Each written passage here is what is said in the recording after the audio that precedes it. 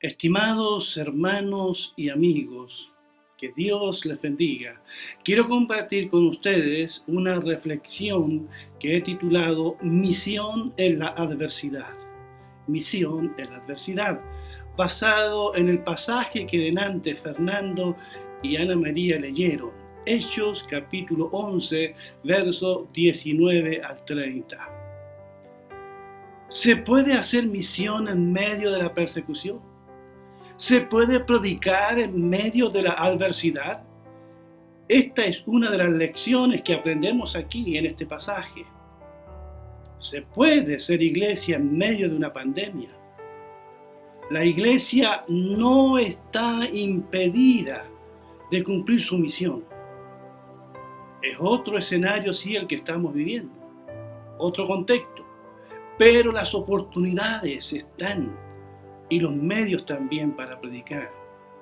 Y la iglesia siempre tiene todos los recursos espirituales para seguir siendo iglesia. Solo tenemos que ser creativos y tenemos que ser dirigidos por el Espíritu Santo. La iglesia siempre se ha encontrado con obstáculos en el cumplimiento de su misión a lo largo de su historia. Ustedes recordarán, por ejemplo, cuando los primeros misioneros llegaron a estas regiones, a Sudamérica, tuvieron muchos obstáculos, fueron perseguidos, acosados, tenían pocos recursos, pero plantaron iglesia en medio de muchas desventajas comparadas con las nuestras. Ahora bien, estos cristianos que llegaron a esta populosa ciudad de Antioquía hicieron misión en medio del caos. Estaban sufriendo la persecución, pero Dios usó esas circunstancias para que su evangelio llegara a otras culturas, a otras lenguas. El Señor les había dicho a sus discípulos antes de ir al cielo: recibiréis poder cuando haya venido sobre vosotros el Espíritu Santo, y me seréis testigos en Jerusalén, en Judea, en Samaria y hasta lo último de la tierra. Así que los discípulos cumplieron esa tarea. Saben, de la persecución de los primeros cristianos surgieron plantaciones de iglesia. Y surgieron creyentes consagrados a la causa de Cristo. Porque la persecución hace ver los que son y los que no son. Es un filtro y hace que la iglesia se consagre al Señor y busque al Señor más que nunca. En ese pasaje de Hechos capítulo 4, versos 29 al 31, allí están los discípulos reunidos en un tiempo de oración.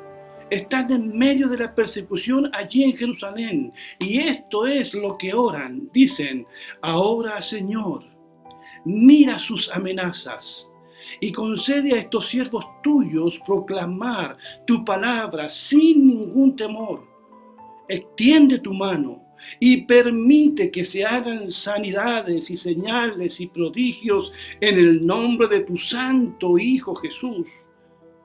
Cuando terminaron de orar, dice el relato, el lugar donde estaban congregados se sacudió y todos fueron llenos del Espíritu Santo y proclamaban la palabra de Dios sin ningún temor. Si ustedes examinan esta oración, aquí los discípulos no están pidiendo, Señor, que terminen las persecuciones, que terminen los problemas, que se acabe la adversidad, las tribulaciones. No, lo que ellos están pidiendo es que en medio de todo eso, ellos sean potenciados, sean llenos del Espíritu Santo. Lo que le piden al Señor es que les permita ser valientes para predicar el Evangelio. Y Dios les dio lo que ellos pedían. Hermanos, nosotros no buscamos los problemas. No provocamos oposición, pero si ésta se presenta, debemos seguir adelante, cumpliendo la tarea que el Señor nos ha encomendado. Y leyendo entonces allí en Hechos capítulo 11, verso 19 en adelante, dice: entre tanto, los que habían sido esparcidos a causa de la tribulación que sobrevino en tiempo de Esteban, fueron hasta Fenicia, Chipre y Antioquía, sin comunicar la palabra a nadie, excepto solo a los judíos. Pero entre ellos había unos hombres de Chipre y de Cirene, quienes entraron en Antioquía y hablaron a los griegos anunciándoles las buenas nuevas de que Jesús es el Señor. La mano del Señor estaba con ellos y un gran número creyó y se convirtió al Señor. ¡Qué bueno! Es cuando los que siguen al Señor Jesucristo se atreven valientemente a cruzar barreras culturales a fin de cumplir la misión, aún en medio de la adversidad. Y dice aquí que entraron en Antioquía, la capital de Siria, la tercera ciudad en importancia del imperio después de Roma y Alejandría. Una ciudad de unos 500.000 habitantes aproximadamente. Una ciudad cosmopolita. Había en esa ciudad una colonia de romanos, otra griega, otra judía y otras de gente del lugar. Una ciudad conocida por su inmoralidad, por sus juergas y juegos. Una ciudad desafiante para el Evangelio, una ciudad atemorizante, pero no para estos cristianos perseguidos, porque ellos entraron igual allí. Ahora, ¿cuál fue el mensaje que proclamaron según la Escritura? Dice que anunciaron el Evangelio del Señor Jesús, porque no hay otro evangelio aparte del Señor Jesús. Proclamaron a Jesucristo como Señor en medio de un imperio que tenía otro Señor que era el César, pero ellos valientemente proclamaron a Jesús como Señor, bendito sea su nombre. Proclamaron la resurrección de Jesús, su muerte por nuestros pecados, y su resurrección de entre los muertos conforme a las Escrituras. Ahora bien, estos cristianos valientes no estaban solos, porque dice que recibieron la capacitación de parte del Señor, porque dice textualmente que la mano del Señor estaba con ellos. ¡Qué hermosa figura hay aquí! La mano del Señor estaba con ellos. Eso significa que Dios estaba bendiciendo su trabajo, que Dios los estaba dirigiendo, los estaba cuidando y los estaba sosteniendo. Porque cuando se trata de cumplir la misión en medio de la adversidad, Dios se hace presente más que nunca. Cuando el Señor Jesucristo desafía a sus discípulos con aquel conocido pasaje de Mateo 28. Les dice: vayan por todo el mundo y prediquen el Evangelio. Hagan discípulos a todas las naciones. Enseñen, prediquen, bauticen. Y después dice: he aquí, yo estoy con ustedes todos los días hasta el fin del mundo. Esa promesa de Jesús es para aquellos que toman el desafío de hacer misión aún en medio de la adversidad. Ahora, ¿cuál fue el resultado que obtuvieron estos cristianos? Dice el verso 21 que la mano del Señor estaba con ellos y un gran número, no pocos, un gran número que creyó se convirtió al Señor. No se convirtieron a otra cosa, se convirtieron al Señor porque la mano del Señor estaba bendiciendo su misión, su trabajo. Y un gran número de personas, porque a Dios le encantan los números. Él quiere que mucha gente sea salvo. Él no quiere que pocos, sean muchos los que conozcan al Señor. Y se convirtieron al Señor. Y esto es bueno aclararlo, mi querido hermano y amigo, porque usted que me está escuchando, si se convirtió realmente, no se convirtió a una iglesia, no se convirtió a una denominación, no se convirtió a un líder, usted se convirtió al Señor. Porque hay algunos líderes que les encanta que los llamen papá espiritual. Usted no sigue a hombres, usted sigue al Señor, nos convertimos a Él, a su causa, al Señor. Y cuando la mano del Señor dirige todo, cuando el Señor se hace presente, siempre el resultado será el mismo. La gente se volverá al Señor. La gente crece espiritualmente a la estatura de Cristo. Bendito sea el Señor. Por eso, estos nuevos creyentes, una vez que hubo crecido el número, necesitaron que alguien los pastoreara. Así que la iglesia de Jerusalén envió para que los pastoreara al mejor hombre que tenían. No fue uno de los 12 apóstoles. Fue un hombre de cualidades extraordinarias, un maestro, un motivador principalmente, un mentor como pocos. Un hombre al que le interesaban las personas. Y no el dinero de las personas, sino las personas. Un hombre que amaba al prójimo y a Dios profundamente. Un hombre también generoso. Y ustedes saben a quién me refiero. Allí lo dice la Escritura. A Bernabé. ¿Saben? Según Hechos capítulo 4, 30 y 31, Bernabé antes se llamaba José. Pero la iglesia le cambió su nombre. Y le puso Bernabé, que significa el que consuela, hijo de consolación. Y realmente la vida de Bernabé trajo consuelo y ánimo a mucha gente. Este mismo Bernabé fue clave en la vida de Saulo de Tarso. Fue el que presenta a Saulo a la comunidad de los primeros cristianos en Jerusalén, porque nadie creía en la conversión de Saulo. Y fue también el que, según el relato de Hechos 11, busca a Saulo en Tarso y lo trae para que le ayude a pastorear a esta iglesia naciente en Antioquía. Así que Bernabé, con estos antecedentes y recomendaciones, llega a Antioquía. Además conocía el idioma griego, había vivido en Chipre. Era el mejor, entre comillas, pastor asistente de la iglesia de Jerusalén.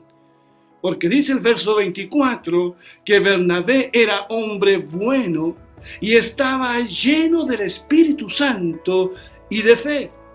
Miren ustedes qué cualidades que cualquiera de nosotros debiera procurar. Era un hombre bueno, bondadoso, generoso, lleno del Espíritu Santo. Qué importante cualidad. Es la cualidad que se exigió a los primeros diáconos, ser lleno del Espíritu Santo y ser también un hombre de fe, lleno de fe. Ahora bien, ¿qué hizo apenas llegó a Antioquía Bernabé? Dice el verso 23, cuando él llegó, vio la gracia de Dios y se regocijó y exhortó, eso significa animó a todos a que con corazón firme permaneciesen fieles al Señor. Cuando él llega a Antioquía, ve el milagro de Dios en la conversión de tanta gente que nadie pensó que pudiese convertirse como los gentiles, aquellos que no eran judíos. Y él vio la gracia de Dios allí. Vio la bendición de Dios en vidas transformadas y su corazón se alegra y los exhorta y los anima a que permanezcan aún en medio de la adversidad, aún en medio de la persecución, permanezcan fieles al Señor. Estimados amigos y hermanos, hoy más que nunca Se necesitan hombres y mujeres como Bernabé, hombres motivadores, mujeres motivadoras, optimistas, llenos de fe, con una fe y un amor que contagie, hombres y mujeres que vean el vaso medio lleno y no el vaso medio vacío que hoy mucha gente está viendo. Hombres y mujeres con las fortalezas de Bernabé, hombres visionarios que puedan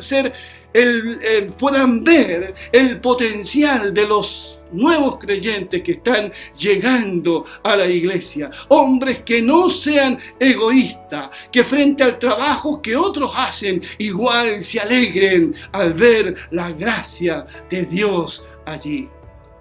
Hombres y mujeres que sepan, sobre todo en los días que estamos viviendo, que sepan dar palabras de aliento al cansado, a aquellos que tienen miedo, a aquellos que están desalentados. Ese tipo de hombre era Bernabé. Exhortó a todos a que con corazón firme permaneciesen fieles al Señor. Porque de eso se trata, hermanos y hermanas, de permanecer fieles al Señor. Aún en los difíciles días que estamos viviendo, días que eran difíciles ya antes de esta pandemia mundial, días de crisis política, de crisis social, económica, donde ya nadie sabe en qué creer, días de cesantía, días de sequía, pero también son días de incredulidad, días de rebeldía, días de incertidumbre y tribulaciones. Estas no son ajenas a la vida de un cristiano, pero en medio de estos días, la palabra del Señor nos desafía en esta mañana a permanecer fieles al Señor, firmes en la fe. El apóstol Pedro dirá que nosotros no debemos sorprendernos del fuego de prueba que nos ha sobrevenido como si estuviese ocurriendo algo extraño, algo ajeno a la vida en esta tierra. Y el mismo apóstol dice que esos padecimientos se cumplen en todos los cristianos, en el mundo entero. Pero mis amados hermanos, amada iglesia, esta no es excusa para no cumplir la misión que tenemos que cumplir. Porque hoy hay muchos hermanos nuestros a los que hay que ayudar, porque habrá hambre y cesantía, pero también habrá hambre de Dios. Y eso yo lo creo profundamente. Muchas personas hoy se han sensibilizado a los asuntos espirituales. Hay mucha gente presa del miedo, de la incertidumbre. Algunos por primera vez han pensado en la posibilidad cierta de morir. ¿Quién no? Y están pensando si acaso hay vida después de la muerte. Y yo me gozo en decirles que el único que responde todas esas preguntas de la gente de hoy es el Evangelio de nuestro Señor Jesucristo. Evangelio que tenemos que predicar con mucha más urgencia en este tiempo.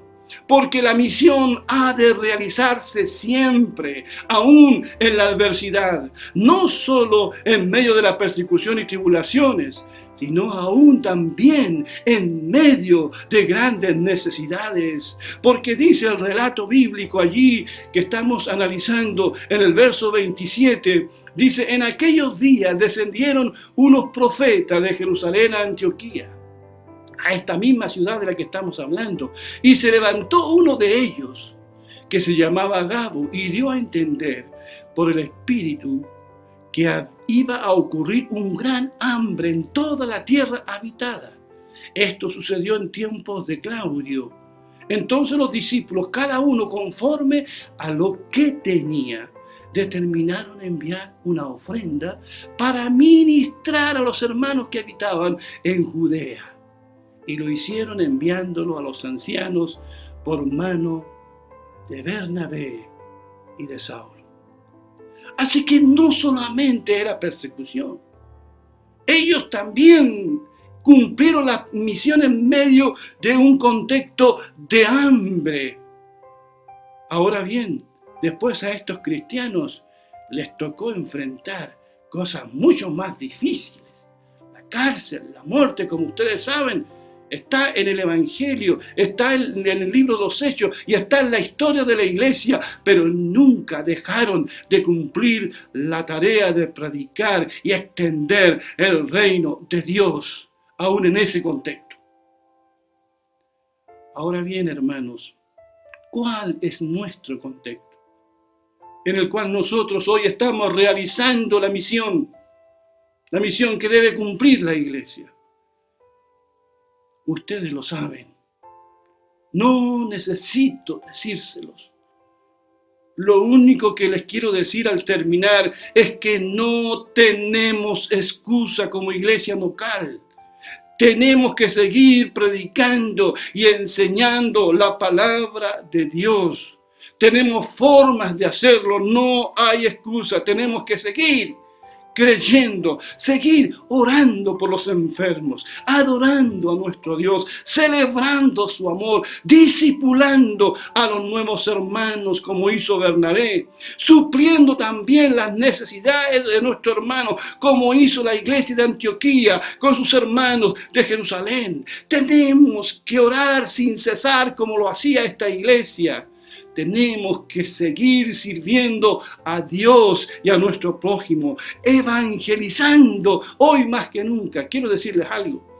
Hacía tiempo que no evangelizaba como estos días. A través del teléfono, del celular, he podido hablarle de Cristo a muchas personas. A través de las redes sociales, porque la palabra del Señor, como Pablo lo dice, no está presa.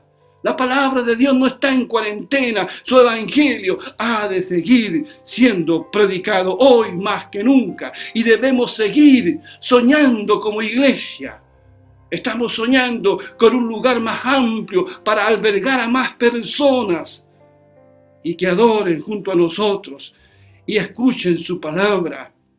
Muchos llegarán a conocer a Cristo y yo lo creo con todo mi corazón, porque Dios, nuestro Dios, no es solo Dios en la abundancia, no es solo Dios en la paz, no es solo Dios en la calma o en la, entre comillas, normalidad. Dios, nuestro Dios, es Dios en todo tiempo. Él es el Dios eterno.